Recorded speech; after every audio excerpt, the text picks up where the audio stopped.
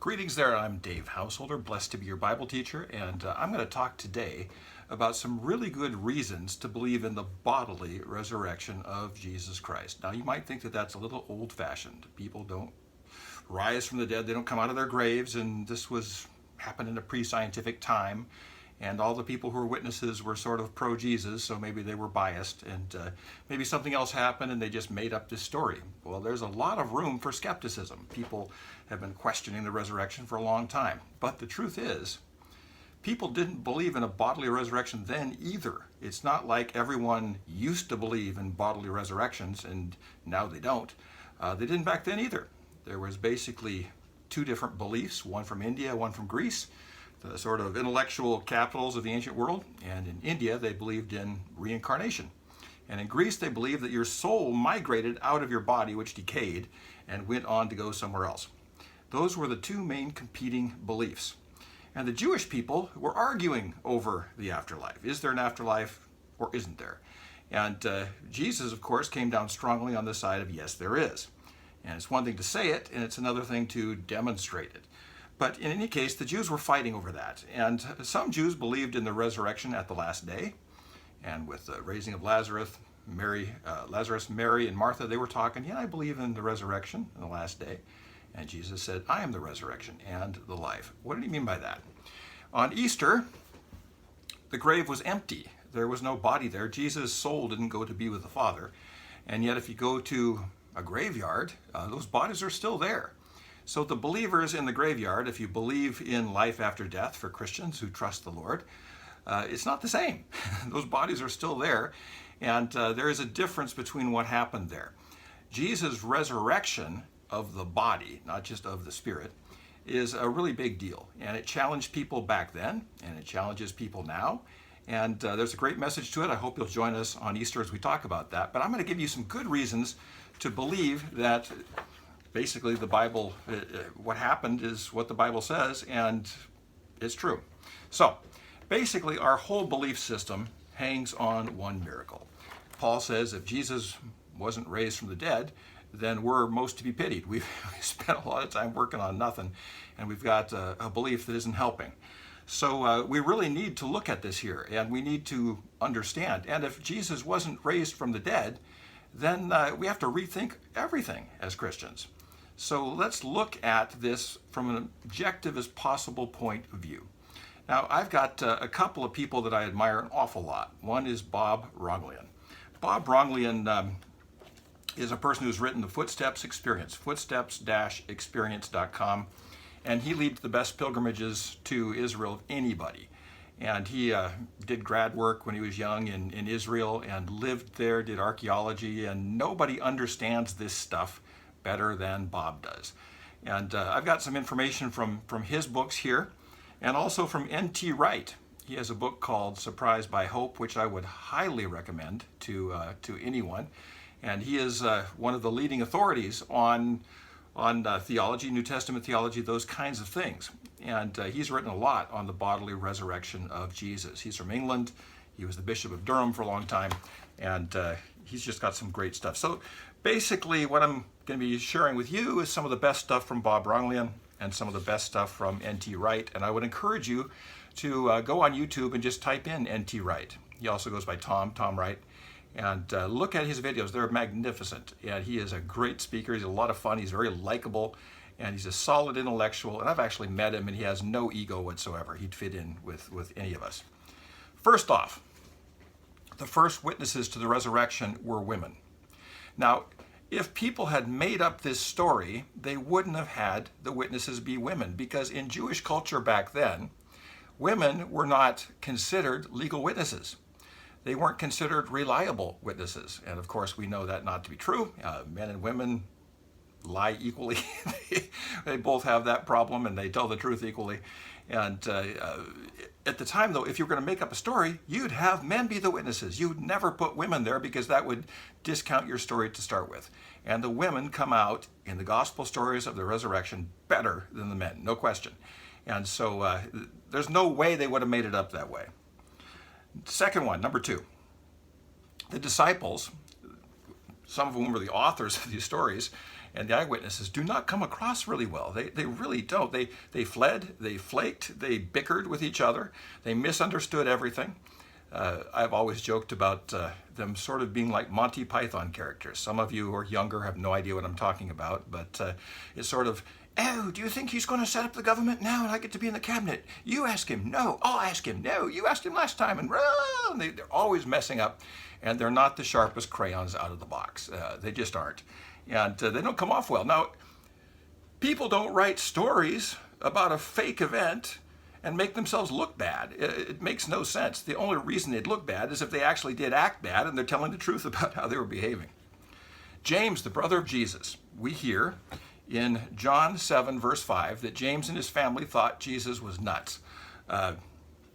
John 7, 5, it shows that Jesus' family was at odds with him. His mother, his brothers, sisters, the whole gang, they wanted to take him home and bring him home and talk some sense into him.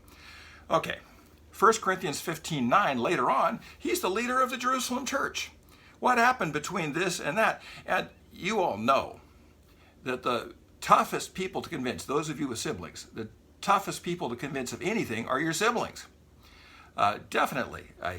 Chuck Swindoll, once a famous preacher from a couple decades ago, he said, siblings are people that you'll die for, take a bullet for, but you're not impressed with them because you saw them in junior high. You know, that's just the way it is. And James was not impressed with Jesus. And all of a sudden, he writes a book of the Bible, the book of James, and he's the leader of the Jerusalem church for a while. So how did that happen? How can you explain that other than something really big happened between point A and point B? And it certainly wasn't, let's just make up a story. The Apostle Paul was pretty much a terrorist, an anti-Christian terrorist, going around terrorizing Christians. And he was on his way to Damascus to bind some up and bring them back and to stamp out this new Christian thing. Well, on the way to Damascus, Jesus appeared to Paul and in bodily form talking. And Paul talks about this being a pivotal point in his life, and he spent the next few years trying to figure out what that meant. And he went from the main attacker of the Christians to the main apostle for the Christians, who turned Christianity from basically a sect within Judaism to a global faith system. And most of us who are Gentiles would never have been Christians if it wasn't for Paul, unless, of course, God could find someone else. But there's no explanation for the transformation of James, the transformation of Jesus. Baptism. The Bible talks about baptism as dying with Christ and being raised with him on the other side. When I was the pastor at the Lutheran Church of the Redeemer in Chimacum, Washington, Lou Hefner in our church designed a cross-shaped baptismal font made out of native stone. It's absolutely beautiful. And there's steps going down one side and up the other, because the Bible says we die with Christ and we're raised with Christ. Christian baptism flowed out of this event of the resurrection. It doesn't make any sense to talk about it that way unless people believe that people walk into literally new life, physically walking up the other stairs. And also Sunday worship. We really don't know why staunch Jews who were worshiping on Saturday, all of a sudden, they're worshiping on Sunday.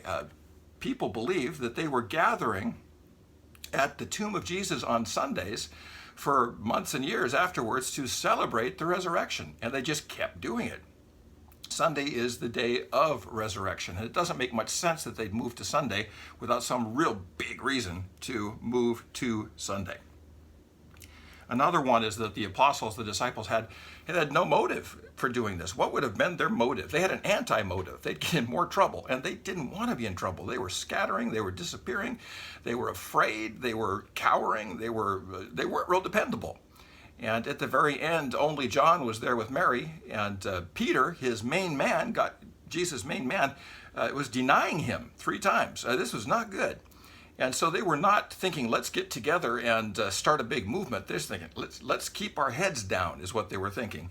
And they would have no motive. They would have put themselves in great danger to come up with some kind of a lie that Jesus was alive. Also, they had no intellectual capacity to create such a narrative. The whole idea that somehow Jesus was just this simple teacher and Afterwards, they turned him into this God. Afterwards, they talked about the resurrection. Afterwards, they added the miracles. They embellished the stories, and they created this massive thing of fantastic teaching. Well, for that to be the case, the people that wrote this down would have to be smarter than the source of it himself, Jesus. And there's no indication that any of them were like that at all. So it just makes no sense. It begs the question, what's going on here? No intellectual capacity to create such a meta-narrative. They weren't these gigantic brains who were somehow smarter than Jesus, who was the source of the stories to start with. There's some bad theories out there. One is that the disciples stole the body. Once again, what would be their motive or their capacity to do that? They were all deserting. They were clueless. And what's fascinating, though, is these clueless people, after the resurrection, went out boldly and told the story, and none of them ever said, all right, we weren't telling the truth. Because they were under a lot of pressure. They were under torture. They were, all kinds of things happened to them. And they never did that. They didn't spill the beans, and the best explanation for that is there were no beans to spill. The authorities stole the body. Well, that's like the dumbest thing ever. The authorities stole the body, and then the believers or the followers of Jesus said, he's risen. They would say, no, here's the body. They could just trot the body right out there, and they could have produced it. And they would have wanted to produce it because they wanted him dead. That was the whole idea. Here's another one. A Messiah executed. Now, the Jews were waiting for a Messiah, and they saw him. There's lots of opinions about what the Messiah would be like, and Jewish people to this day fight over the Messiah. I once witnessed a fight in Galilee where I was sitting with a couple of plumbers with Orthodox Jewish things, the whole ear thing, the hat thing, and was having lunch with these two guys I just met. We were sharing a table because it was crowded. And I asked the question, I said, would the Messiah know he's the Messiah from the very beginning of his life, or would he be called into that later by God? And the two of them disagreed on it, and they almost came to blows. And these were big, burly guys. He would not have known because the Bible says, today I have begotten you, and I've called you by name, you're mine. And that you wouldn't have called the Messiah, just been a regular person, but called to do that. And the other guy said, no, of course he would have known he was the Messiah since the beginning. And they were angry at each other. So there's a lot of disagreements among Jews as to what happens to the Messiah, but one thing they agree on is the Messiah doesn't die and get executed. In most cases, the Messiah lives forever or lives a normal life and gets exalted or whatever. A Messiah executed, bodily resurrected, and living eternally is not what any Jew expected, including the disciples. Jesus himself was always pushing that narrative that he's going to die and be raised again, uphill against his own disciples and everyone else. No one really grasped it. He got resistance even from his own followers on this sequence of things that should be happening. Here's another one. There were lots of people who claimed to be messiahs. There's just a whole bunch of them in Second Temple Judaism. There was one Bar Kokhba in 135 AD after Jesus, and he was killed, and his followers scattered, and that was it. They were all killed. Their followers all scattered, and nobody came up with a story that somehow that person was really still alive. It wasn't the case. When they were killed, the followers scattered. Why did Jesus' followers, on the other hand, turn the world upside down together, outliving the Roman emperor himself, or itself, excuse me, the Roman Empire, not the Roman emperor, the Roman Empire itself. The Christian movement outlived the Roman Empire, which is just absolutely fantastic. It just boggles the mind when you look at the disciples. What drove them? Well, basically that they saw Jesus alive physically in the flesh. And you might say, well, he was a ghost. He walked through walls and all this kind of stuff and just appeared to people. C.S. Lewis has a great talk about that. He says, when you have a glass of water, you drop a rock into it. The rock goes through the water not because it is less dense than the water, because it's more dense. And Jesus came back, C.S. Lewis, with more physicality and walked through the wall like a rock goes through the water, because his resurrected, glorified body was more physical, not less physical. And I think that's a great explanation, because he was eating fish and everything else. And Jesus himself said, hey, I'm not a spook. Feel my feet, my hands, the whole thing, here I am. So, if they wanted to say Jesus was special, they would have used a common idea that he was exalted, that somehow he went on to be in a special place with the Father and his body stayed behind. That's what they would have come up with, because that's what people said when great people died. They'd make a big grave and they'd have pilgrimages there and they'd talk about how he lives on in eternity somehow. But that's not what they said. They said he came back to life. The disciples went from fear and confusion to unparalleled recklessness, caring for lepers, willing to be martyred for their faith. Now, this is not the same disciples we know before the resurrection. They were driven by something which was just earth-shaking. Watching Jesus' bloodied, horrible, beaten body be transformed into this glorious, remade man. And that's enough to really set them off in the direction of a whole new way of thinking, that God is going to fix everything in his creation, that God is going to transform the world. He's going to transform death. And when we are raised in the last day, we get a body like that too. And so it's something that drove them. And why wouldn't it? If we'd seen that, we'd be the same way. We'd give up on everything else. They stopped fearing death. Why did they scorn sickness and death? My wife is Dutch, and there's two words to describe people. One is sukkels and one is patzers. And sukkels are people who, they just worry and they're, this isn't going to work, and they don't want to try anything, and they just, I'll just sit back, and I'm not going to go there, I'll just stay inside. And they're victims, and victims. That's a sukkel, S-U-K-K-E-L. And the other kind of person is a patzer or a pouncer, a person who goes out there and just jumps on life and goes after things and enjoys the rumble, rough tumble, whatever of life. And basically, the disciples turned from sickles to patzers. And they just went out and did stuff and had courage, and they were fearless, disregarding death and disease, and just went out there and turned the world upside down. They went from sickles to patzers, P-A-T-S-E-R, and they were transformed entirely. Now, you wouldn't be transformed with your leader dying and coming up with a fib. That doesn't turn you from a sickle to a patzer. Mark, the earliest account, doesn't give any explanation for what the significance of the resurrection was. And basically just says, guy dies public death, people encounter the same guy alive later. It took a while for people to get their heads around things.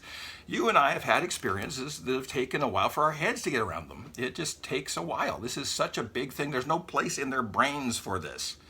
What this meant to them, it took a while for that to formulate and to figure out, so what does that mean for my body? What does that mean for when I'm raised on the last day? And where do I go between now and then? Basically, Jesus took the resurrection of the body and split it in two. People used to believe it was all at the last day, but he says, no, mine's now. Yours is going to be at the last day. And in between, if you die, you get to be with me in spirit. But you're still going to be raised on the last day.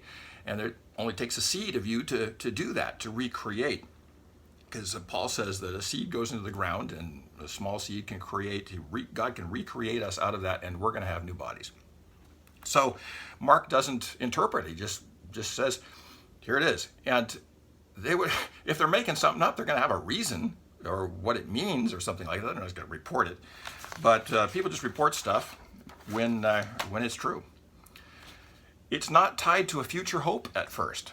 Just a shocking car wreck with lots of witnesses. People have said, well, the four Gospels don't have exactly the same story. Well, they all agree on the 4 or 5 main things.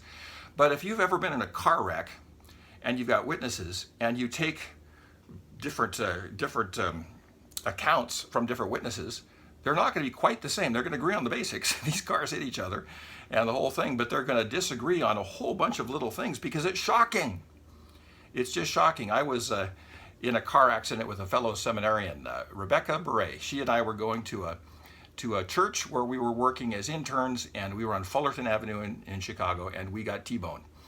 And the police came, and people were all over the place, and asking different people what they saw, and it was different stuff from each person because we all had a different perspective on things. And the resurrection was like a car wreck. It was jolting. It wasn't comforting. It was jolting. It was like, whoa, this is something we don't have a place in our minds for. So the best explanation of all these changes in theology and practice is that God raised Jesus bodily from the dead. There is simply no way, this is N.T. Wright speaking, simply no way that this community would have made up the single resurrection of the Messiah. who wasn't even supposed to die, and then put themselves on the line for that belief. Put themselves on the line, literally. And remember, this is N.T. Wright, the belief in a resurrected Jesus was not a belief in a flying spaceship that was going to come and pick them up if they drank the Kool-Aid. This was a belief they had based on personal experiences, not some story or some conspiracy that no one had experienced. They were able to confirm or deny their belief in the resurrection of Jesus based on their own personal experiences with the object of those beliefs. The object of those beliefs was Jesus. So, basically, the simplest explanation of all that happened after Good Friday is that Jesus was raised bodily from the grave. And when I was in philosophy class, we had something called Occam's razor. And when you had several different ways of explaining something, the simplest one takes precedence. And the simplest explanation for the transformation of the disciples, the transformation of James, the transformation of Paul, the transformation of Jewish thinking and eschatology and end times thinking, is that they saw Jesus in bodily form and he interacted with them. And that is the good news of Easter. I hope you'll join us on Easter at 10 o'clock Pacific time, 10 a.m. Pacific, as we celebrate this resurrection of Jesus Christ. Have a wonderful rest of your day, and we'll talk to you real soon.